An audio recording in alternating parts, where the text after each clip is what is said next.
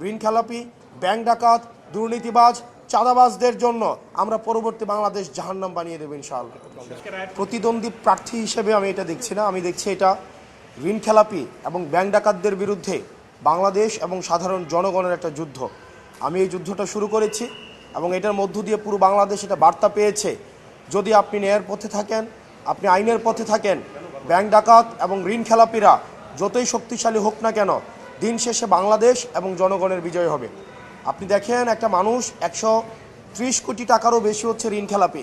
2004-05-এ 130 কোটি টাকারও বেশি ঋণ নিয়ে সে 2026 সালে এসেছে, সে ঋণ পরিশোধ করে নাই। সে বারবার আপনার হাইকোর্টকে ব্যবহার করে নির্বাচনী বৈতরণী পার হওয়ার চেষ্টা করে। বিষয়টি এমন না যে তার প্রথমবারই প্রার্থিতা বাতিল হয়েছে, সে একই ঘটনার কারণে সে 2008 সালেও নির্বাচন করতে পারেনি।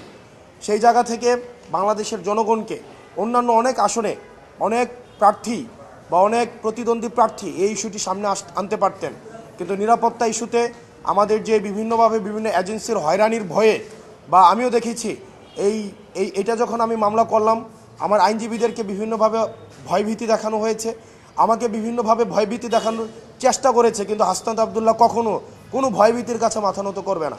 আমাদের এই যে লড়াইটা ছিল, এই লড়াইটা হচ্ছে এই ব্যাংক ডাকাতরা যারা লক্ষ লক্ষ কোটি টাকা বিদেশে পাচার করেছে, দেশের টাকা মেরে দিয়ে যারা জনগণের সেবা করতে আসে শুধুমাত্র নির্বাচনের সিজনে, তাদের কাছে আজকে একটি স্পষ্ট বার্তা গিয়েছে যে বাংলাদেশের জনগণ এখন জেগে উঠেছে, তারা সচেতন হয়েছে।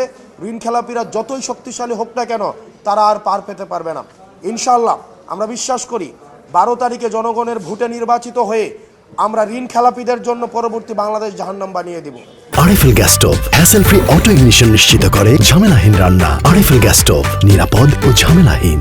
এটা সারা বাংলাদেশের মানুষের বিজয় এবং বাংলাদেশের মানুষের কাছে একটি বার্তা, আপনার পথ যদি ন্যায়ের হয়, পথ যদি আইনগত হয়, পথটা যত লড়াইয়ের হোক না কেন, সংগ্রামীর হোক না কেন, কঠিন হোক না কেন, দিন শেষে আপনার বিজয়ী হবেই।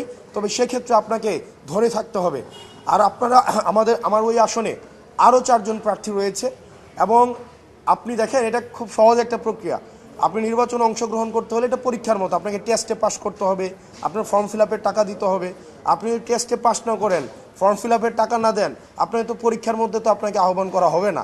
তো সেই জায়গা থেকে অনেকেই ভাবছে যে ওনাকে হয়তো এটা খুব সিম্পল হয়েছে, উনি 11 বিষয়ে ফেল করেছে, উনি হচ্ছে ফর্ম ফিল আপের টাকা দিতে পারে নাই। আমি শুধুমাত্র এই জিনিসটাই হচ্ছে নির্বাচন কমিশনকে দেখিয়ে দিয়েছি যে উনি টেস্টে ফেল করেছে, ফর্ম ফিল আপ যথাসময়ে করতে পারে নাই। এখন এই কারণে ওনার প্রার্থিতা হচ্ছে আজকে এই যে মহামান্য হাইকোর্টের রায়ে আজকে এই জায়গায় এসে আপিল বিভাগের রায়ে আজকে এই জায়গায় এসে পৌঁছেছে। আমি মানুষের কাছে একটা বার্তা দিতে চাই, দেখেন, যারা অন্যায় করে তারা সংঘবদ্ধ, যারা অন্যায় করে তাদের সিন্ডিকেট অনেক লম্বা, তাদের হাত অনেক লম্বা, তারা হয়তো অনেক টাকার মালিক, তারা হয়তো ক্ষমতার মালিক, কিন্তু বিশ্বাস রাখেন, আপনি যে জায়গায় থেকে আসুন না কেন, আপনি বংশ পরিচয় হন আমার মতো, সেটা কিচ্ছু ম্যাটার করে না, কিন্তু আপনি যদি ন্যায়ের পথে থাকেন, আপনার অপরাধীরা যতই ক্ষমতাশীল হোক না কেন, দিন শেষে তাদের পরাজয় নিশ্চিত থাকবে। শুধুমাত্র আপনাকে ন্যায়ের পথে অটল থেকে দৃঢ়ভাবে লড়াইটা চালিয়ে যেতে হবে। সারা বাংলাদেশের মানুষকে এই আহ্বানটা জানাবো, ঋণ খেলাপি, ব্যাংক ডাকাত, দুর্নীতিবাজ, চাঁদাবাজদের জন্য আমরা পরবর্তী বাংলাদেশ জাহান্নাম বানিয়ে দেব ইনশাআল্লাহ।